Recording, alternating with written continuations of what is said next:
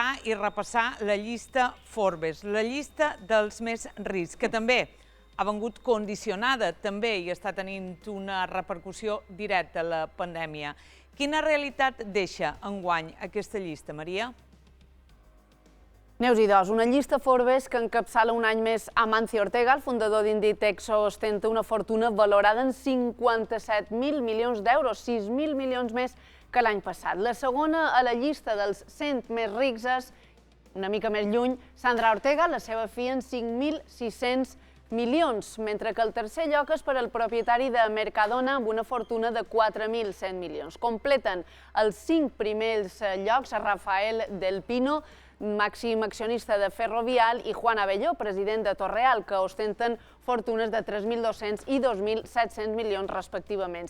Hi ha Balears, sí, hi ha Balears en aquesta llista Forbes, però per trobar el primer han de baixar al lloc número 10, un lloc que ocupa Miquel Fluixà del grup Iberostar, amb una fortuna valorada en 1.500 milions, quan l'any passat ocupava el quart lloc. Gabriel Escarrer figura com l'espanyol número 52, més ric del país, amb 425 milions, i els banquers Carlos Marc i Joan Marc ocupen el lloc 44 i 53 en 500 i 400 milions. Per cert, que Rafael Nadal no és entre les 100 fortunes més importants d'Espanya, però sí que figura com l'esportista més ric del país, amb una fortuna valorada en 160 milions.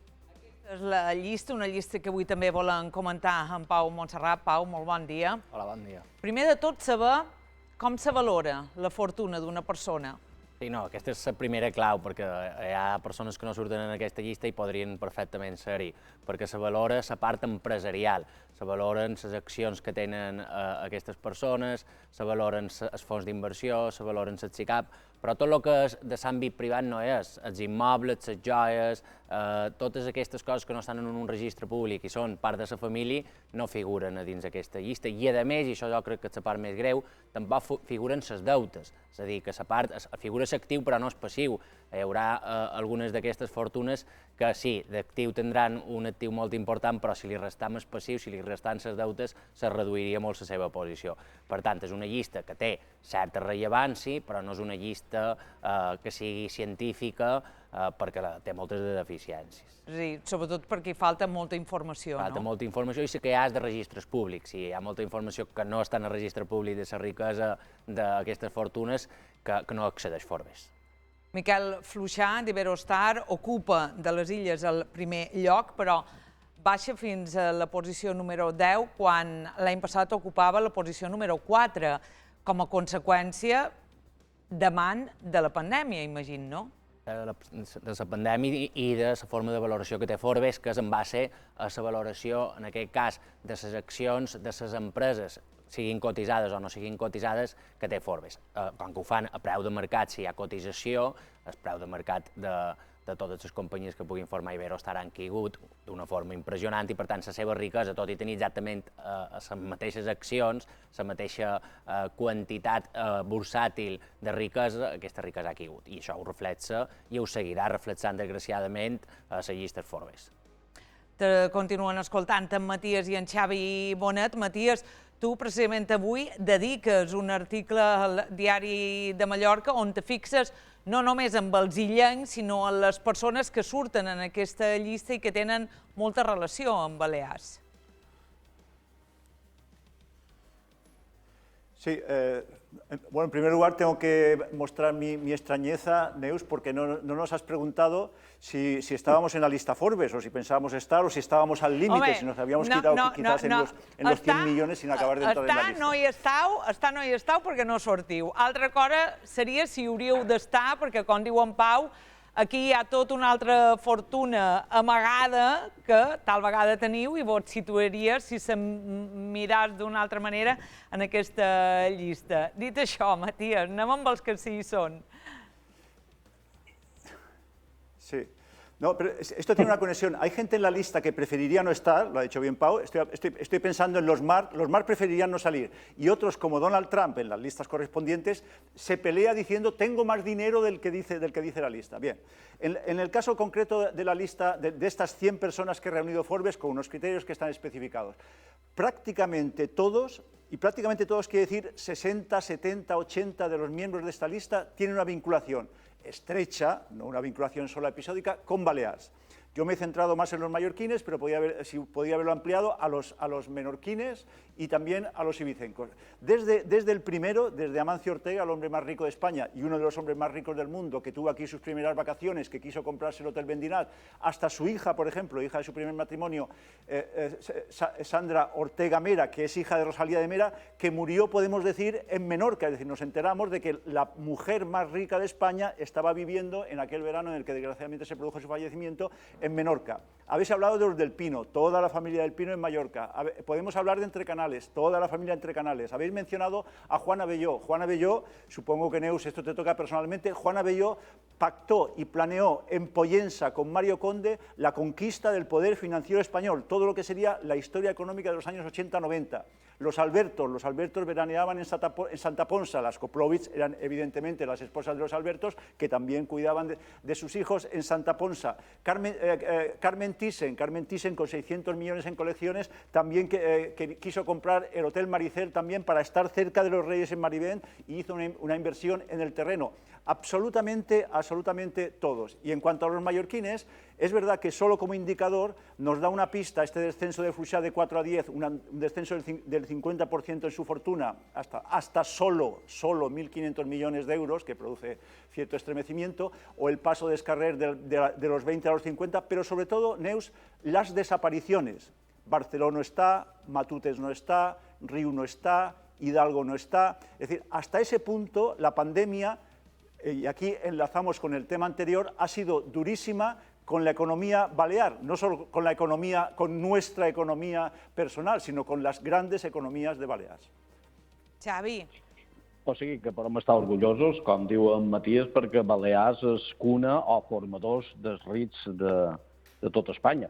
De totes formes, passar del lloc 4 en el 10 o del 20 en el 52 no està malament, vull dir, per lo que fa el senyor Fluixà o el senyor Escarrer.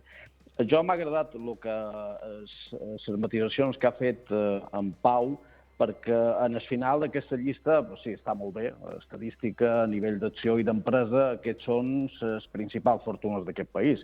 Però, clar, vull dir, és del tot irreal, perquè si no hi posam el patrimoni, que per molts és importantíssim, i no restam les deutes, que aquí també supos que hi ha una quantitat important, tindríem unes conclusions totalment distintes a les que han comentat.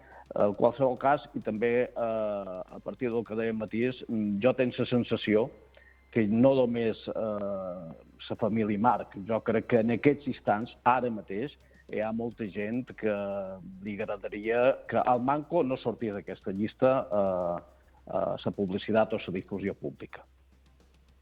Pau, què te sembla?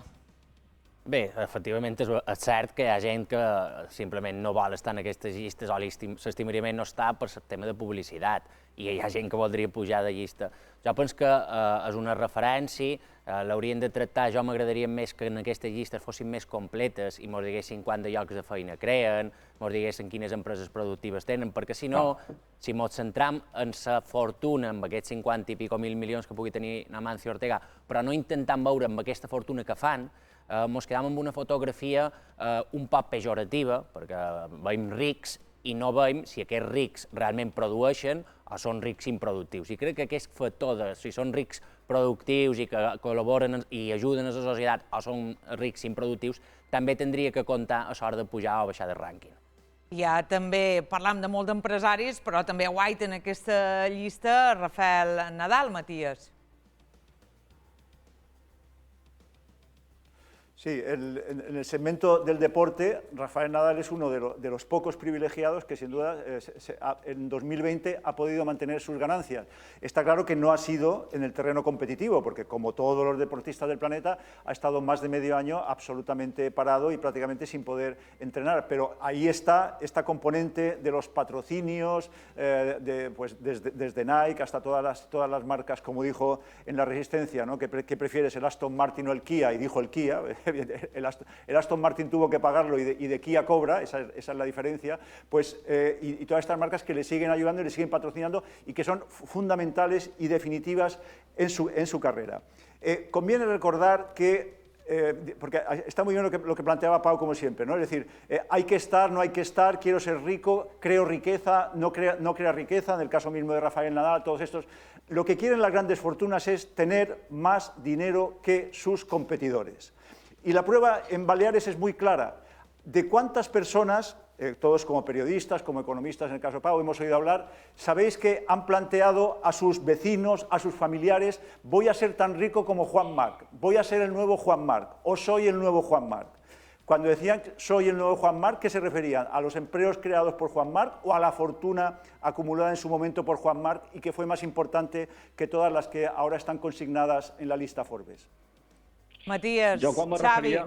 digues, Xavi. No, que quan jo me referia que més enllà de la família Marc hi hauria molta gent que ara no els agradaria que se publicés aquesta relació és per una senzilla raó. Vull dir, estem visquent una situació a nivell general en el món i Espanya en concret on la majoria de gent ha baixat o ha vist reduït dràsticament els seus ingressos, no? Llevat dels polítics i dels funcionaris que no han estat víctimes de rebaixa. Per tant, a una societat on cada dia s'està empobrint més, veure gent que està en aquesta escala de milions, jo crec que a una part d'ells els pot incomodar. Xavi, Matías, gràcies. Molt bé. Gràcies a tots dos. Fins aviat. Però una darrera qüestió sobre això. Clar, diu, hi ha gent que el pot incomodar, però jo crec que també aquesta llista el que ve a demostrar és el que s'està dient, que aquí la pandèmia tindria més conseqüències que cap altre lloc, n'està tenint per tothom. També per les fortunes, no? Perquè són les que han caigut més dins aquesta llista dels més rics. Sí, en aquest aspecte, primer, jo crec que tenen molta de raó, és a dir, hi ha gent que per humilitat vol no estar en aquestes llistes, perquè ser multimilionari no significa ser una persona arrogant, això va en funció de la seva personalitat, però hi ha totes aquestes parts de riquesa, que és riquesa personal, que gestiona i queda fora de la llista Forbes, que si se l'han gestionada bé, pot ser que ara hagin baixat un poc, perquè, per exemple, que tinguin hotels, però després en les compres i en les ventes que fan milloren. És a dir, que sí que és cert que els rics pateixen, però si estan ben assessorats i solen estar, no pateixen igual que els que no tenen aquesta capacitat. Anem a parlar de més